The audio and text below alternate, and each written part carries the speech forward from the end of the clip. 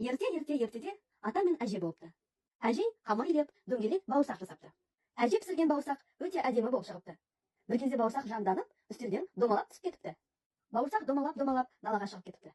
Күн жарқырап тұр, құстар сайрап тұр. Бауырсақ өте көңілді еді. Жолда бауырсаққа қоян кезікті. Бауырсақ, мен сені жеймін, деді қоян.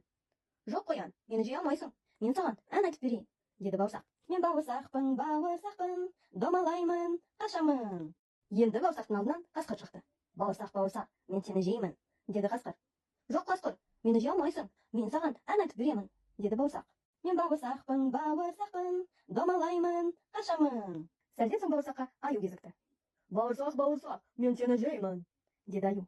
Жоқ аю, сен мені жей алмайсың. Мен саған ән айтып беремін, деді бауырсақ. Мен бауырсақпын, домалаймын, қашамын. Содан соң бауырсаққа әдемі түлкі жолыпты. Сәлем бауырсақ, сен сондай сүйкімдісің. Әніңді естіп көрейінші, деді түлкі.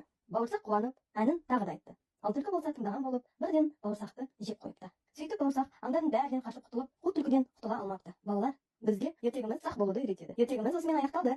Келесі ертегіде кездескенше.